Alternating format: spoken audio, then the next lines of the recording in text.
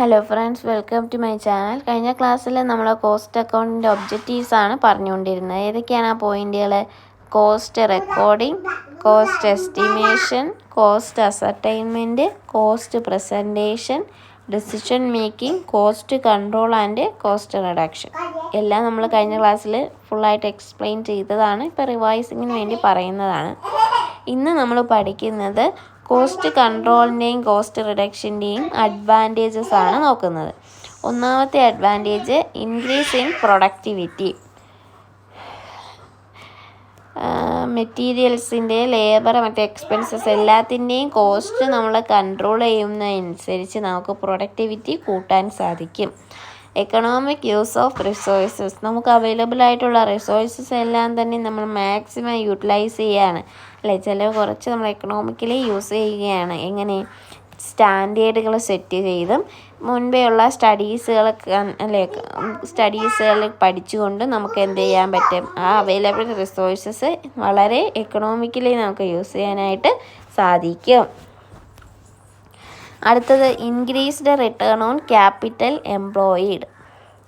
The most economic usage of all the available resources lead to cost control and cost reduction. ഇപ്പോൾ നമുക്ക് available ആയിട്ടുള്ള റിസോഴ്സസുകളാണ് നമുക്ക് most economic, ചിലവ് കുറച്ച രീതിയിലുള്ള റിസോഴ്സസുകളെ നമ്മൾ ഉപയോഗിച്ചുകൊണ്ട് വളരെ കോസ്റ്റ് കൺട്രോളും കോസ്റ്റ് റിഡക്ഷനും നമ്മൾ എന്ത് ചെയ്യുന്നുണ്ട്. അപ്പം ഇത് നമുക്ക് എന്തിനു സഹായിക്കുന്നു? പ്രോഫിറ്റ് കൂട്ടാനും അതുവഴി ക്യാപിറ്റൽ എംപ്ലോയിയുടെ ഉണ്ടാകുന്ന റിട്ടേൺ കൂട്ടാനും ഒക്കെ സാധിക്കും. അപ്പോൾ കോസ്റ്റ് കൺട്രോളും കോസ്റ്റ് റിഡക്ഷനും കൊണ്ട് ഉദ്ദേശിക്കുന്നത് എന്താണ്? ചിലവ് കുറയ്ക്കുക എന്നുള്ളതാണ്. ഇപ്പോൾ ചിലവ് കുറയ്ക്കുകയാണെങ്കിൽ നമുക്ക് എന്ത് ചെയ്യാം? നമുക്കുണ്ടാകാവുന്ന ചിലവ് കുറച്ച് നമ്മുടെ ഇൻകം കൂട്ടുകയാണ് നമ്മൾ ചെയ്യുന്നത്, അല്ലേ? അപ്പോൾ ഈ ചിലവ് കുറയ്ക്കുന്നതിന് വേണ്ടിയിട്ട് ചില സ്റ്റാൻഡേർഡുകളൊക്കെ നമ്മൾ സെറ്റ് ചെയ്യും. അതിനനുസരിച്ചിട്ട് നമ്മൾ റിസോഴ്സസുകൾ യൂട്ടിലൈസ് ചെയ്യും. അതാണ് അവിടുത്തെ പോയിൻ്റ്. നെക്സ്റ്റ് പോയിൻ്റ് വരുന്നത് providing goods and services at reduced rate to customers. Cost control and cost reduction lead to reduction in cost per unit, which ultimately help to reduce the price of the product supplied to customers. ഈ cost കൺട്രോളും cost റിഡക്ഷനും നമുക്ക് എന്തിനു സഹായിക്കുന്നു? കസ്റ്റമേഴ്സിന് supply ചെയ്യുന്ന പ്രോഡക്റ്റിൻ്റെ price കുറച്ചുകൊണ്ടല്ലേ കസ്റ്റമേഴ്സിന് കൊടുക്കുന്ന പ്രോഡക്റ്റിൻ്റെ പ്രൈസ് കുറയ്ക്കാൻ നമ്മളെ സഹായിക്കുന്നു.